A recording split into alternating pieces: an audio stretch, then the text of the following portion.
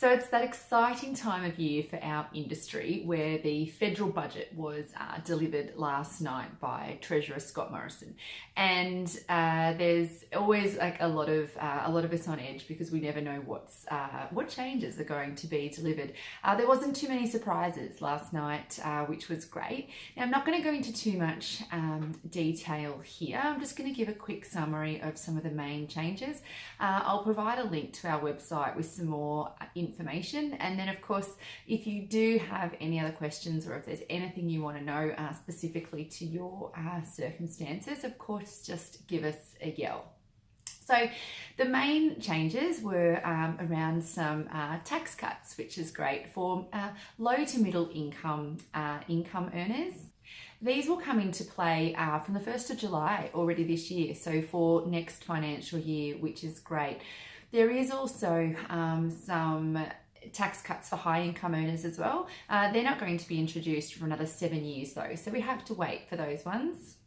They are also going to keep the Medicare levy at only 2%. So this was previously legislated to be increased to 2.5% from the 1st of July 2019. But keeping it at 2% is great because obviously it means less having to be paid.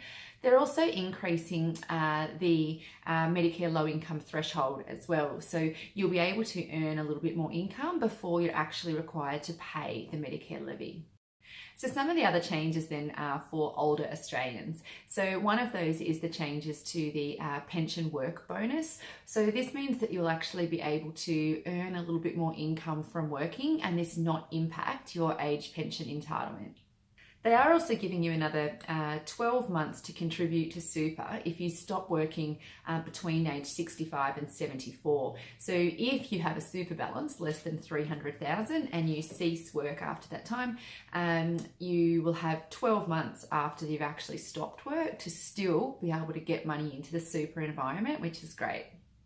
There's then a couple of changes for our self-managed super funds. So they're looking at increasing the number of members allowed in a fund from 4 to 6.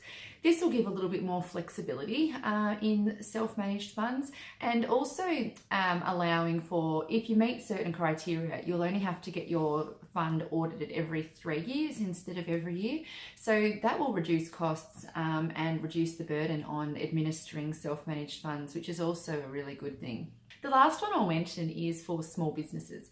So they're actually looking at extending the instant write-off for assets worth less than that cost less than $20,000. They'll extend this until the 30th of June 2019. So this already exists. It's just an extension of that, which is going to be really beneficial for those small business owners.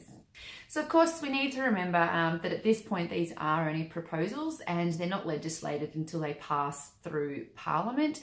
As I mentioned, I will have a link to the sort of full details, a full summary on our website.